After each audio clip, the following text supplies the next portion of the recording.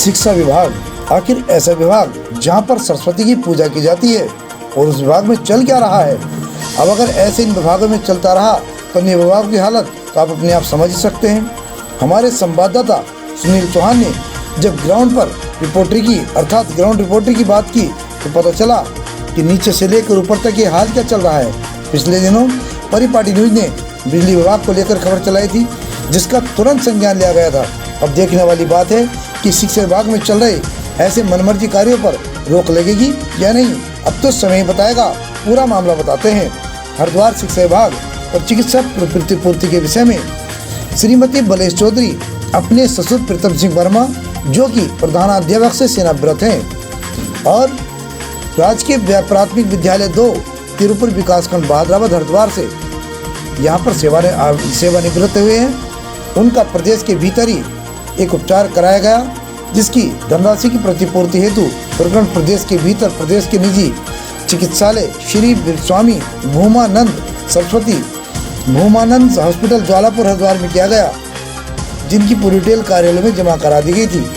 अत्यकरण प्रतिपूर्ति की मांग हेतु अनिवार्यता प्रमाण पत्र, मूल बिल, उनकी 2 कॉपी आगे कार्रवाई के लिए उप शिक्षा अधिकारी बहादुराबाद हरिद्वार में दी गई, जिसके लिए बलेश चौधरी जी ने खुद दौड़ भाग की। अस्पतालों में गई, जिला स्तर तक गई, जीडी में गई और वहां जाकर अपनी फाइल तैयार कराई। अंत में दादूबाग स्थित उप शिक्षा अधिकारी बहादुराबाद हरिद्वार में स्वयं जाकर जमा कराई, जिसके लिए श्रीमती बलेश चौधरी जी को काफी भागदौड़ करनी पड़ी। इसके बाद भी वहां पर उचित कार्रवाई न होने के कारण उन्होंने कहा कि मेरी फाइल पर कोई कार्रवाई नहीं हो पा रही है, पूछने पर उचित जवाब भी नहीं मिल पा रहा है। ये फाइल 3 अगस्त को मैंने जमा कराई थी। उसके बाद श्रीमती बलेश चौधरी जी ने ऑफिस के कई बार आकर के चक्कर लगाए, लेकिन वहाँ पर न कोई उचित न व्यवहार मिला, न कोई सही गाइडलाइन मिली। इसके कारण बलेश चौधरी जी ने अपने ससुर की फाइल पर रिकू ये काम बताया कि ये काम नरेश चंद्र अवस्थी जी के अंदर में आता है। जवाब मांगने पर उनका जवाब मिलता है तो उन्हें कुछ पता ही नहीं कहाँ कैसे हुई। मेरे ससुर जी प्रीतम सिंह वर्मा का स्वास्थ्य ठीक नहीं है, ऐसा श्रीमती बलेश चौधरी ने कहा कि मैं उनके लिए भागदौड़ी कर रही हूँ, कि पुत्रबोधी कार्य कर रही हूँ। श्रीमती बलेश चौधरी जी कहना चाहती हैं कि सरकार जनता की सेवा के लिए कार्य कर रही है, उसमें रुकावट किसके लिए है। ऐसा ये अकेली ये श्रीमती बलेश चौधरी नहीं है, ऐसे सैकड़ों और हजारों लोग हैं जो कैमरे के सामने नहीं आते हैं, अपनी बात को नहीं रखते हैं। देखते हैं इस रिपोर्ट में पूरी व्याख्यान सुनते हैं। हमारे ग्राउंड रिपोर्टर पर सुनील चौधरी ने किस प्रकार से पत्रकारिता का कार्य कर इन लोगों का पर्दाफाश किया है, आप भी सुनिए। वो चल नहीं सकते, उस पर जो है उनके परिवार से जिन लोगों के ऊपर बहुत सारा भार है वो यहाँ दर दर की ठोकरें खाते हैं। कई बार अफसरों से मिले, अभी उन्होंने कहा कि देहरादून जाना पड़ेगा। क्या मोदी सरकार में इनको न्याय मिलेगा नहीं मिलेगा, ये मुझे बताइए। मैडम आप क्या कहेंगे इस पर?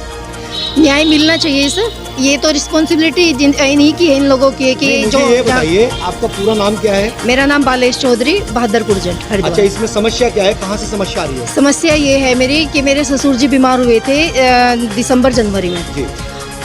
तब गोल्डन कार्ड की सुविधा नहीं थी, तो ये चिकित्सा प्रतिपूर्ति में उनके जो बिल्स हैं, चिकित्सा प्रतिपूर्ति में जो उनके बिल हैं वो जमा कराने हैं। और मैं फरवरी से ही इस काम में लगी हुई हूँ, सारे डॉक्यूमेंट्स इकट्ठे करना।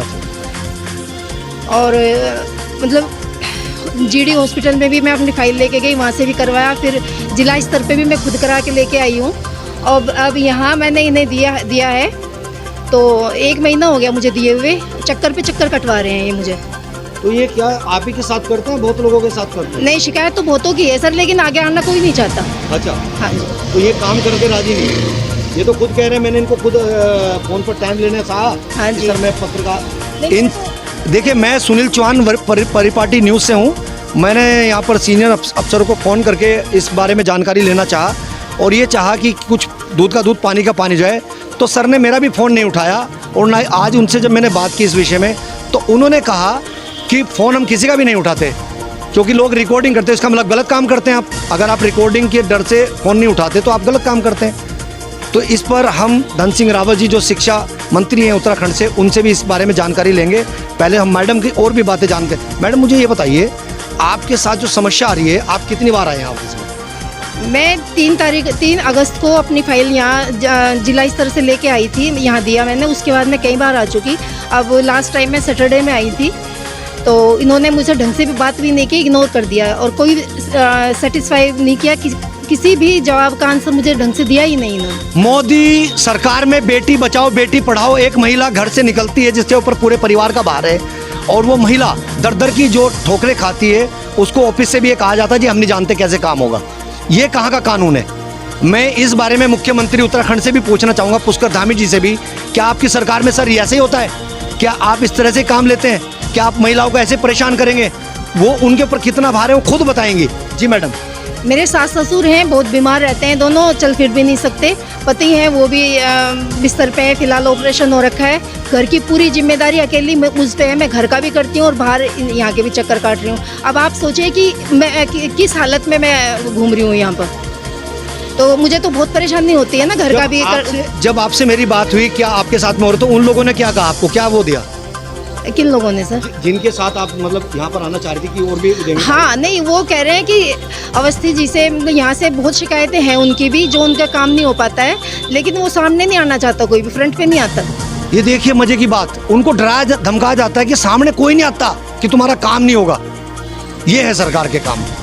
इस पर हम जो यहाँ के उत्तराखंड के जो शिक्षा विभाग के मंत्री हैं धन सिंह रावत जी, उनसे परम निवेदन करेंगे परिपाटी न्यूज़ की तरफ से कि सर इस पर आप दूध का दूध पानी का पानी कीजिए। और यहाँ पर देखिए ये क्या हाल है, यहाँ पर कोई काम नहीं होता। आज टीचर डे है, आज टीचर डे के दिन एक महिला आज यहाँ ऑफिस में आकर के किस तरह से यहाँ पर बिल बिला रही है अपने काम को लेकर। जी मैडम। जी और बताइए। नहीं सर, मैं तो बस यही चाहूँगी कि जो मेरी फाइल है वो उन्हें क्लियर करें, और मेरा जो ससुर जी का जो पैसा है उनकी चिकित्सा के ऊपर जो खर्च हुआ है वो दिया जाए मुझे।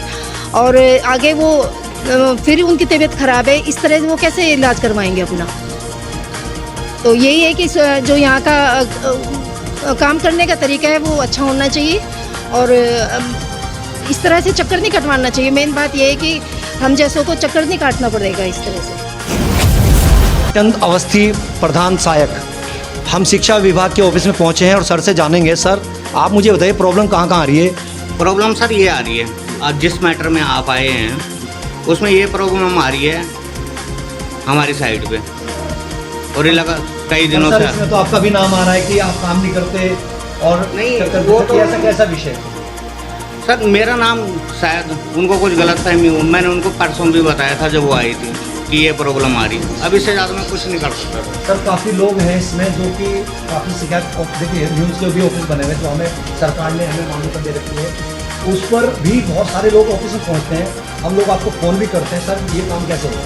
क्योंकि आज के टाइम में चौथा जो आपका मेरे को पता है सर, जो आपका फ़ोन है, नाम आप पहले मेरे को मिले थे ना, आपका नंबर मेरे पे सेव है। फ़ोन तो सर पता नहीं कितने लोगों का आते रहते हैं। अगर मेरे को पता होता कि कोई पत्रकार है तो इनका समाधान कैसे निकलेगा? सर इनका समाधान समय के साथ निकलेगा, क्योंकि इसका कहने का मतलब है कि पेंशनरों का कंट्रीब्यूशन कम हुआ है, जबकि उनको पैसा ज़्यादा दिया गया। जिस दिन ये पैसा बैलेंस हो जाएगा उनका, उस दिन ये हो जाएगा। पिछले बार भी दिक्कत आई थी, उसके बाद 4-5 पेंशनरों का हो गया। मतलब इनका पैसा वहाँ ज़्यादा गया है? इनका पैसा कम गया है पेंशनरों का, ऑल टोटल जितने भी हैं, और उनका पैसा सरकार ने ज़्यादा दे दिया है। जिस दिन इसका ये बैलेंस हो जाएगा उस दिन उसके बाद ही हो जाएगा। ये कब तक हो? आपने पता किया? मैंने कोई पता नहीं किया, मैं झूठ नहीं बोल सकता। तो आपने अपने सीनियर से पूछा, यहाँ पर जो दीप्ति यादव जी उनसे पूछा, कहाँ बैठती है? तो आज फोन करूँगा सर।